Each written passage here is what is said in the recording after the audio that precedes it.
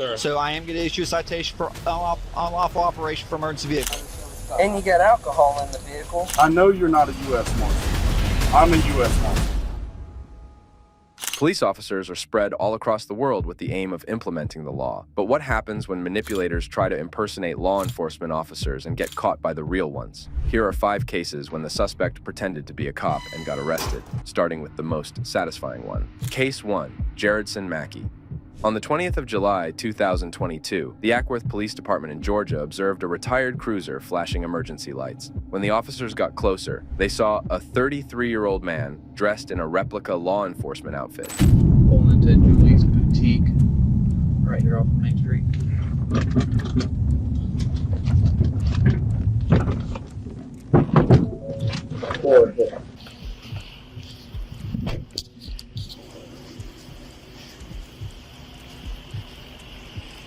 Hey, partner.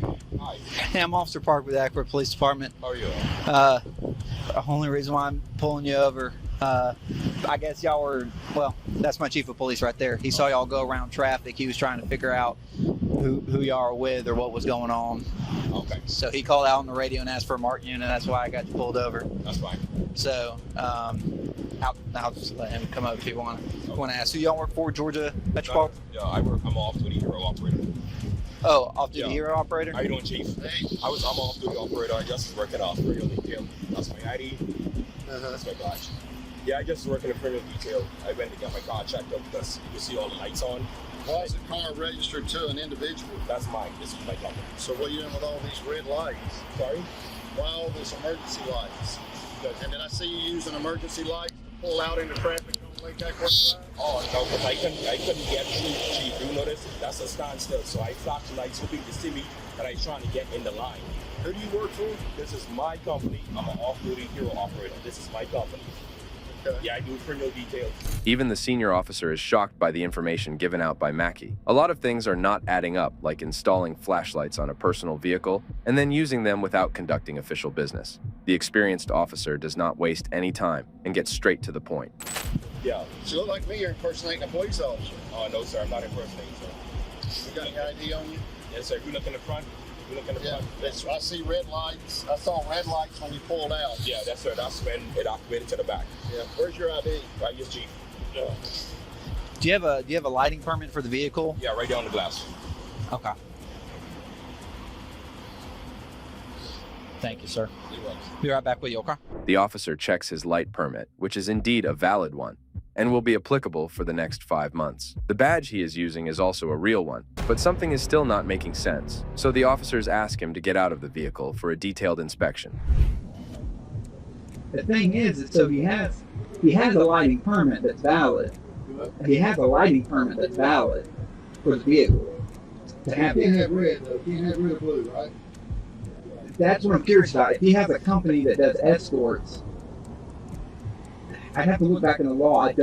I would assume it's amber and white. Right. But at the very least, from what Chief's saying, he's improperly using them. He's not on an escort. Right. He's just trying to cheat his way into traffic. So at the very least, I want improper use of emergency equipment. Speeding down Crown Road.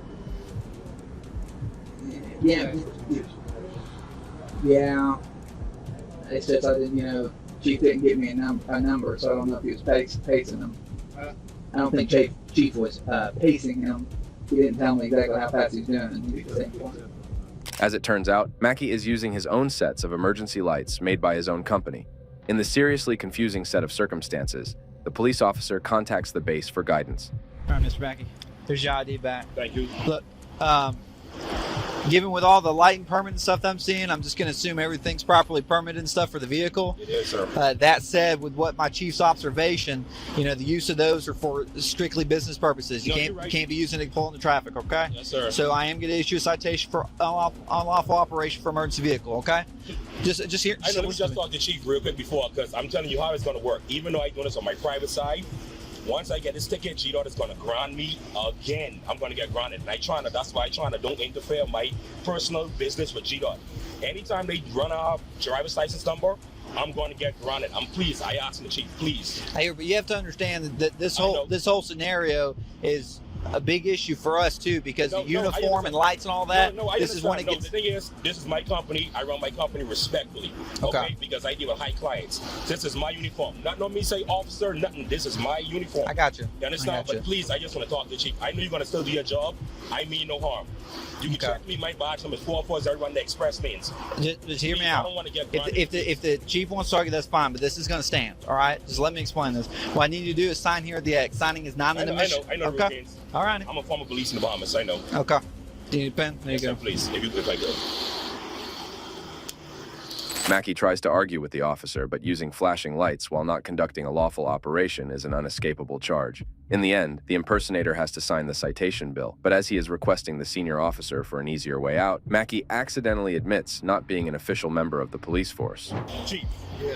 I'm not trying to be no pain in your hip, but Chief, please, man, I don't want to get grounded. Please, from G-Dot, please. I beg you, Chief. I get that. I live in the community. I live right there on 3485. I'm not a bad person. Please, Chief. I beg of you. I don't think you're a bad. Let me have your business card. I don't think you're a bad person. No, I just but don't I want to think get. you're impersonating a police officer. I don't want to. No, I don't impersonate police officers, sir. That's why I was careful. I present myself on my uniform. Also, I'm a former police in the Bahamas.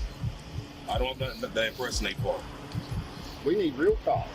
I know. You could apply. And I don't want to. Honestly, I don't want to apply for awkward. Okay. I don't want to apply for awkward. If it's hard to find your business card, just what's a good phone number for you, sir? Okay. Anytime. All right. Thank you very much, sir. All right. Unless you have any other questions, you're free to leave. Chief. I want to verify your employment, and I'm probably going to have CID look into this. To be honest with you, see what you're doing. I know, Chief. I don't feel good. Chief. Is a great Chief, I can show you my LLC. I can show you my LLC right now, I'll let them handle it. and also right here. That's why he was calling my supervisor just now. All right. And So that's between you and your boss. Okay. Yeah. Like I said. However, these officers only stuck to the first charge of unlawful operation of an emergency vehicle and trusted the Criminal Investigation Unit to do their in-depth inquiry. And when they looked into this case, they found out that Mackey was fired from his job 7 months ago. 2 days later, when he was seen again in his pseudo-police car, he got arrested on a felony charge of impersonating a public officer. While Mackey had a good understanding of the police affairs, the same cannot be said for the next suspect. Case 2, Jackson Jones. On January 2023, a 19-year-old Tennessee man, Jackson Jones, was reported seen posing as a sheriff's deputy and conducting unauthorized traffic stops in Oklahoma. He even stopped a man at the gas station and needlessly tried to harass him. The Oklahoma County Sheriff's Department took notice of these calls and located Jackson in his car. Do you have any weapons in the car or anything like that? Like a gun or anything like that? I don't even have to run. Okay. I'm 19 years old. I ain't talking about if this is going to cause problems, if the truck's over there, I'm just going to take out the vest. And I'm from Tennessee, so Why are you wearing the vest? like I said, I drove from all the way from Tennessee, but I'm not gonna have people call me when I don't even live in this damn state. Okay. It's gonna piss me off. You're a deputy sheriff? Well, I mean, I work at the sheriff's office. Okay. So, I mean, what? Were you a corrections officer for the Yes. sheriff's office? Okay. Why do you wear a vest outside of the facility? Is this an I mean, this agency is- vehicle or is this your personal vehicle? This is my Kia. Okay. It's just a little odd because whenever I worked in the jail, I took my crap off, especially if I was taking a long drive from Tennessee. Exactly what I say, man. If I Look, work I a will 10-hour tell you shift, guys I'm the same not thing. I have been pulled over so many times in Tennessee and Arkansas. Right. Okay? They know. I have told them every single That time. might be true, but Jackson is wearing full police gear, including a vest with sheriff written on it, a flashlight, handcuffs, knives, and a duty belt. As soon as the officer asks him the reason for wearing his vest outside the state, Jackson gets defensive and starts throwing excuses left, right, and center. According to him, he just likes wearing, and although it's not against the law to do so, it's really unusual, as in many cases, the person turns out to be a police impersonator. Jackson tries hard to convince officers with his persuasion skills, but the officer interrupts his speech and straight up asks for employment credentials for confirmation. I've even had it taken off, and I've had it set right here before, and they're like, and I get yelled at for it. They're like, well, it's kind of weird that you got your belt and your vest. you got any kind of employment identification? Dude, they don't give me that when you work at the jail. Really? You don't have like an access card or an ID badge or anything for the facility that you work at? I don't. Jackson is a fake officer, so it's no wonder he does not have any employment certification. But admitting that the sheriff's department simply does not give out any form of job identification is just too far-fetched to be believed. And from now on, everything goes south for the 19-year-old. Y'all think I'm lying on you. Oh, so my only deal is when you wear... Finance, Campbell County. Here you go. Yeah. This Are is you my commissioned to base, carry a gun? No, I'm not even... You're not? Okay. I don't even have a gun on me. Well, you realize wearing the sheriff on your chest is basically impersonating law enforcement, whether or not you're carrying a gun. Jackson, Okay. But are you commissioned to be carrying a gun, and do you have arrest powers? I don't. What do you mean? I don't even have a gun. That's beside the fact. You're wearing a patch that says sheriff. Okay. That's impersonating law enforcement. I've worn it all the time at the jail before, though. Okay, well that might be true and fine within the jail, but when you come out to public, you don't have any arrest powers. You're not commissioned. Do you understand? I understand that. I don't understand. The officer has caught on to all the loose threads in Jackson's imperfect facade. At this point, no matter what excuse he comes up with, he simply has no way out of this situation. To make matters even worse for Jackson, the officer detects a half-consumed bottle of alcohol in his car. Well, it's not mine. Well, that's beside the point. It's my girlfriend. And I don't drink, so... Well, it doesn't matter. You realize transporting open container, if any of that's opened or partially missing, that it doesn't matter whose it is. If you're in the vehicle with it, you can be arrested for transporting open container. Well, I mean, like I said, it's not... I literally... It's not mine. She bought it. She lives over there in Luther. Have you ever heard the phrase of when guys get hemmed up for drugs in their pockets and they say these pants aren't mine? You realize how stupid that is? Clear traffic 0955. Okay. So let's stop saying it, all right? Okay. I'm not from here, so... All right. It's futile to argue with the officer because all the rules and regulations that come with wearing a vest point only in one direction.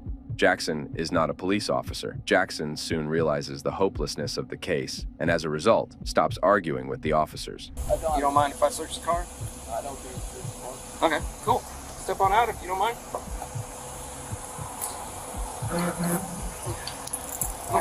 Drop your cord there. All right. The officer asks him to remove his vest and then puts him in the back of the car. No, back seat. Are you on the phone? That's my girlfriend. She lives over there in Luther. Okay. Jackson has not been arrested yet, but with sufficient evidence stacked against him, he soon might be. One empty bottle, one partially missing bottle, and then 2 more to go, and it was a pack of 6.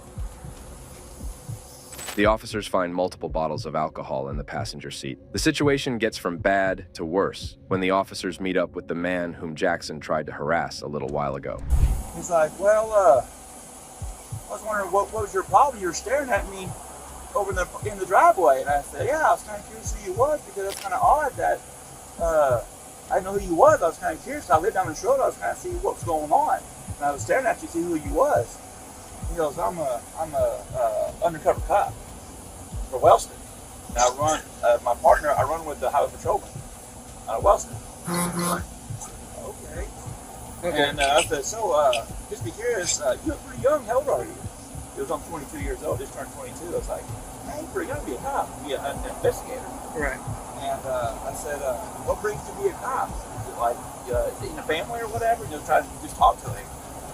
He goes, yeah, a lot of my family's cops and stuff. I became a cop when I was 18. The man claims that Jackson told him he was 22 years old, which seemed too young for a detective. However, in reality, Jackson is 3 years younger than even that. The man also says that he saw Jackson flash his vehicle's light and conduct a stop on another car. The officers decide that this is enough proof of impersonation to arrest the 19-year-old, so they grab the handcuffs and put his wrists in them. All right. Turn around, face the other way. Put your hands behind your back. You're under arrest for impersonating law enforcement, all right? And then you also have a charge for transporting an open container. My girlfriend could pick him up home. Not at this time.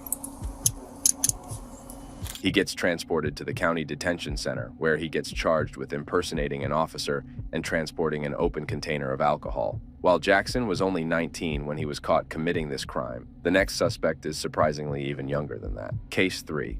Brendan Wysinski. On the 9th of September, 2019, 18-year-old Braden was driving an unmarked vehicle with a police siren when he pulled over a speeding car. He was wearing jeans and a black t-shirt, which does not resemble any police uniform around the world. This is when an Albuquerque Police Department officer, Danny Anzo, took notice of him and stopped by to see what was going on. Can I talk to her for a minute?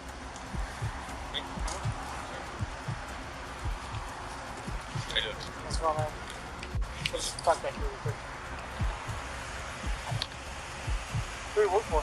Early Country Club. Oh, okay. I know, I'm under-equipped. Okay. Brendan is confidently talking to the officer, which is just an attempt to make the officer think that Brendan knows what he is doing. But there is only a limited type of information that he can freestyle to. Are you, you say you work for Warren Sheriff's? Yes, sir. Do you have an ID with you? Yeah, this is all I got on me. Like I said, I'm under-equipped. I was just heading over there to the courthouse. To the courthouse for what? To get my crap. Okay. I know, it makes no sense. I caught him going 120 down I-40. He also admits that he did not act professionally, which is another psychological tactic to deceive Officer Danny into thinking that Braden is aware of his actions, which would mean that he has been doing his job for quite some time. But, unfortunately for him, Officer Danny is not that gullible. Why do you have lights on this vehicle? Personal, I know. Do you have an ID with you at all? No, I keep it on my uniform. Okay. What's your name? Brendan Wysinski. What is it? Brendan Wysinski. Brandon? Yes, sir. How do you spell that? B-R-E-N-D-E-N. For now, the officer assumes that Braden is a sheriff's county officer and talks to him about his short-sightedness when he made the stop, alone, late at night. Cool. And I'm not here to mess with you, man. It's just the thing is, yeah, he was speeding, dude. You could have called it in. And, because if you get into shooting, you're right. All right, man. I understand. Right. For starters, I know this looks really bad. Right. This looks really bad. This screams whacker. Right. How long you been on? About 3 years. Okay. I've been on for like 13 years. All right, so I'm not saying I'm perfect, and I'm not saying that I've never done anything to against protocol, but you need to be a little bit more careful, all right? Yes, sir. So just do me a favor, hang tight for a second, okay? Brendan does not waste any opportunity to convince the officer that he is an actual police officer. This time he uses the word whacker, which is a term used in law enforcement discourse that translates to an overenthusiastic amateur. But all of Brendan's desperate attempts are still not enough to nullify Officer Danny's suspicion, and the officer calls his supervisor to accompany him on this matter, while simultaneously also limiting Brendan's access to potential getaways. Hey, Brendan. In the meanwhile, man, until I get somebody out here, man, do me a favor. I'm not going to handcuff you, but I'm going to have you sit in the back of my car, all right? All right. Do you have anything on you, man? Any weapons or anything? Okay. Keys and wallet. That's fine. Just have a seat, all right? All right. Try to get everything cleared up, man. Just have a seat. As soon as the young man gets inside the car, he realizes that without any employment credentials, he will end up in jail. So in order to minimize the damage, he decides to take the morality route and come out clean. What's up, man? All right. I'm just going to be straight up honest with you. I'm not a cop. Okay. Okay. I'm just gonna be Where'd you get that honest. badge from? I bought it offline. Okay. Do me a favor. Stay in here, okay? For a second. Brendan is doing everything he can to, somehow, evade arrest or lower his charges, but it's too late now for all of that. Officer Danny's supervisor also arrives at the scene, and after Officer Danny tells him what happened, there is only one thing that's left to do: arrest the teenager. For a second, man. Okay, face the vehicle. At this point right now, you are being under arrest. Do you understand? Okay.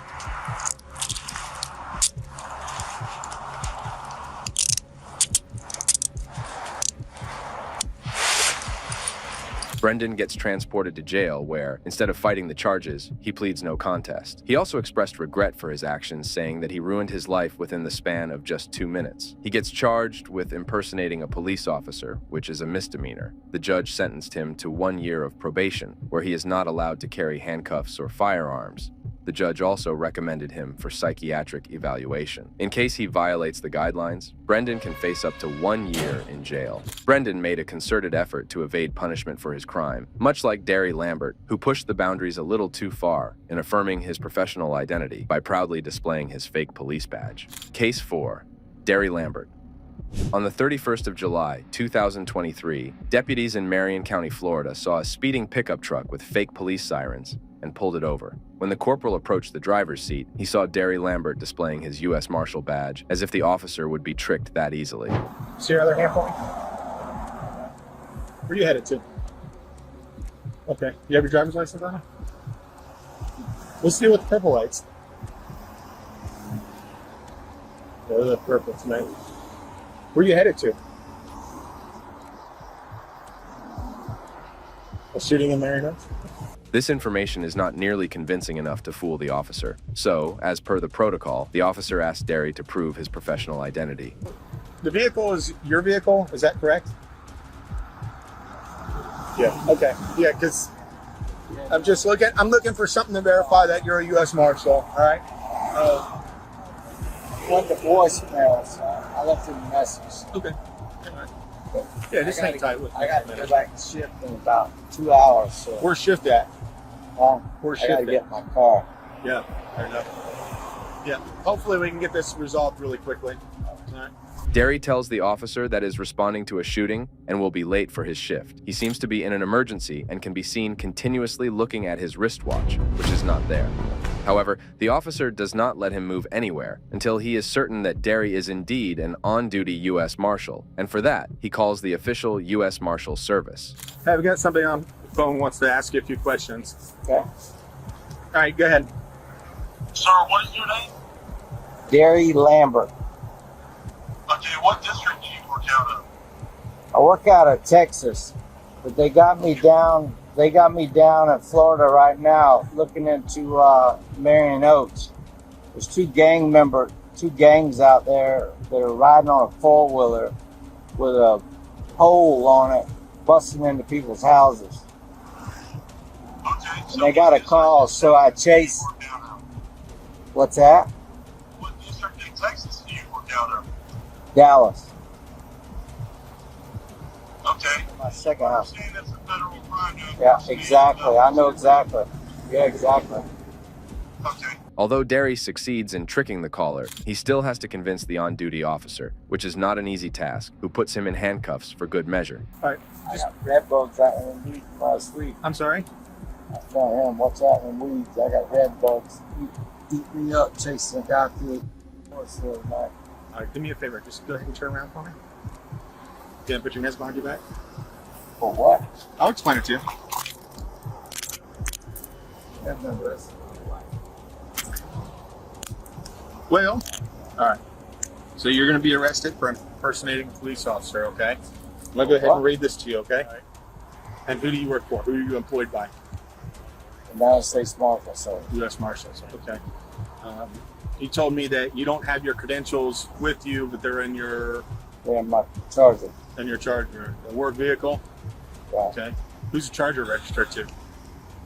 It's registered to the Marshal Service. Marshals, okay. That's my personal vehicle. So why would the Marshals outfit your personal vehicle with lights and sirens? In Texas, it's not like here. Okay. You don't have cars like this. You have a Florida tag. I know.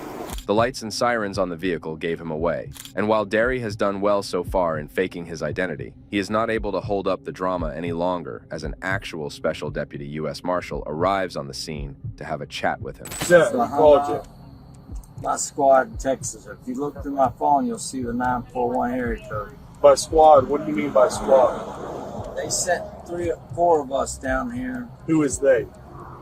The Rangers. The Rangers? Which Rangers? Like the baseball team? No. Hell no. Okay, so what Rangers?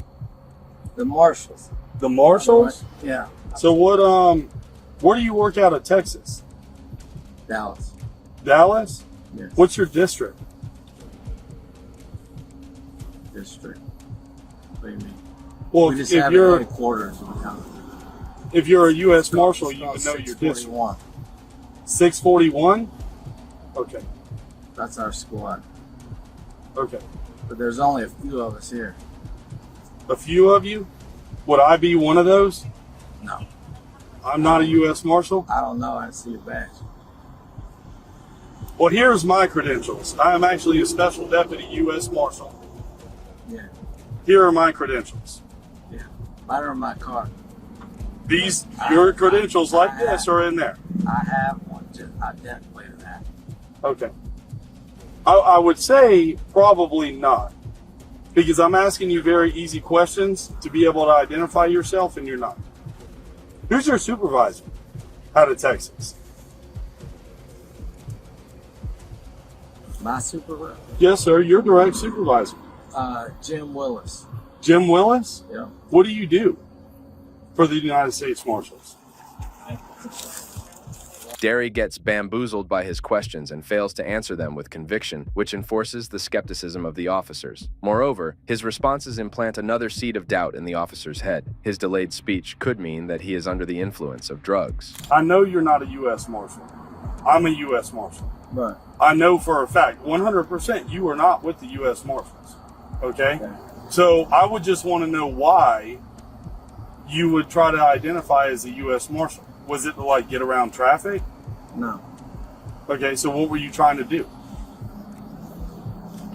I told you twice I was responding to a call. With the U.S. Marshals? Yes. Okay. You don't know about the drones out there flying over? Sir, there is nothing like that. I'm gonna give you a little tip, pro tip. Okay? There's only 3 of us in this county. You are not one of the other 2. In the end, Derry admits that he is not a U.S. Marshal. What's worse is that the officers find diazepam in his wallet, confirming that he was high while driving. Derry was charged with false impersonation of a law enforcement officer, possession of firearms during the commission of a felony, unlawful use of blue lights and a badge, and the possession of diazepam. But regardless of how intoxicated Derry is, he is nothing compared to Godsey, who is so drunk that he forgets about the legal powers of a police officer. Case 5. William Godsey. On the 30th of June 2023, police in Gwinnett County, Georgia responded to complaints from a local bar that an intoxicated man was being violent, inducing commotion, and threatening customers. When the Gwinnett County police officer got to the scene, the 34-year-old William Godsey started arguing with him too. What's going on, man? What's up, bro? We have some trouble in here? Are we having trouble in here? That's what I've heard. Oh, God. Are you Gwinnett County? Yep. Thank you. All right. You have a tab open? Do I or do I not? I don't know. I'm asking you. Who knows? Okay. Do you have a tab you need to pay because you're going to be leaving? Of course. Okay. Then let's get his tab. He doesn't have one? I'm going to walk. He's good? Do you have a ride? No. How are you getting home? Who knows? Y'all know. Well, let's go step outside. The officer knows that Godsey is too intoxicated to be confronted inside the bar, so he takes him outside, but Godsey is more wasted than the officer expected. So why are you being so uncooperative? I'm just trying to ask some simple questions, man. I don't believe in alcohol. I don't believe in cops. I don't believe in meth. I don't believe in... I believe in God. Show me out on a signal 28. Okay.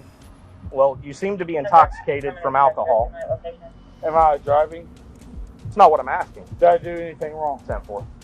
Well, from what I've understood, you're threatening people, which could be disorderly conduct. What so they're looking at a violation of law. Did I threaten anyone by killing or hurting anyone? Godsey says that if he is not driving, then he is allowed to be drunk, which makes sense. But if he believes that threatening someone can't land him in jail, then he is dead wrong. Clearly, Godsey does not have an objective understanding of how legal matters work out, which is exactly what prompts him to make this outrageous claim. Okay, then you understand. Understand disorderly conduct and public drunk. I'm state patrol. You're state patrol? I know a little bit more than you. Do you have your ID? Do you need my ID? You're identifying yourself as a state trooper. I want your ID. Sir, you don't need my ID. I know a little bit more than you do. Let me see your ID right now, because I'm investigating disorderly conduct and public drunk. So give me your ID. Public drunk. Did I leave here drunk? Give me your ID. I'm not debating this with you. My wallet's gone. Have a seat for me. Not going to. Godsey claims to be a state trooper, which he isn't. Not only is Godsey utterly careless and narcissistic, but he is also under the wrong impression that he can outsmart a police officer in his current state. You identified yourself as a state trooper. What's your badge number? I know. That's not what you said. You said you were state patrol. Because then you made a point to say that you know the law more than me. So I'm asking you if you're state patrol. I do know a little bit more than you. What's your I know badge what's number? going on in the world more. Are you a trooper? Are you a law enforcement officer certified in the state of Georgia? matter? Yes, sir, it does. We need to go to court. Where's the judge? I'm sorry? I said we need Get to your go hands out of your pockets. I'm not going to ask you again. We need to go to court. Where's the judge? Why do we need to go to court? Because you're right and I'm wrong. Okay, I don't understand what that has to do with anything. You're right and I'm wrong. Okay, so you're not a trooper? You're right and I'm wrong.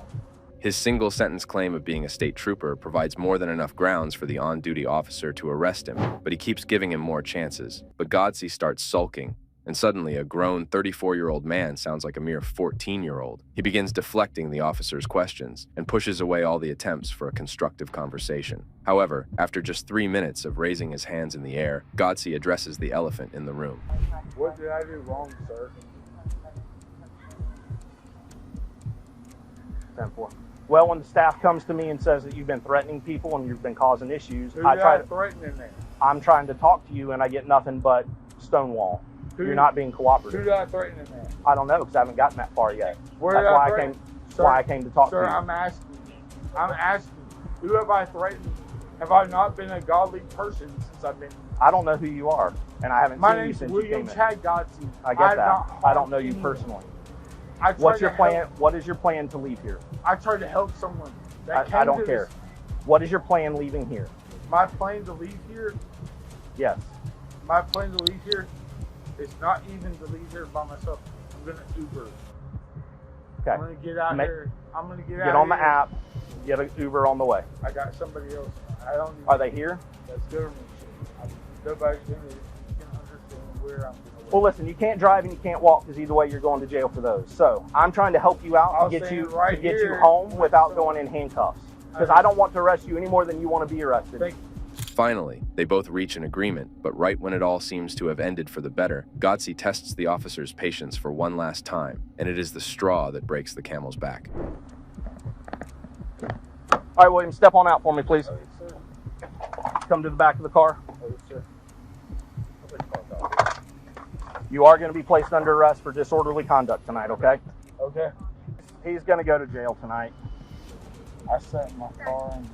The problem is, my biggest issue, well, I've got many issues, but what sealed the deal was you out here in the parking lot in a family-friendly establishment peeing in a bottle. That's unacceptable. You could have asked, but you Go to the didn't. bathroom. You could have asked. Despite several opportunities from the officer, the man continued to push the limits and got to spend the night in jail. But things do not end there, as a few days later, detectives reviewed the footage and decided to issue a felony warrant for Godsey's arrest for impersonating an officer. Thanks for watching. We'll see you in the next one.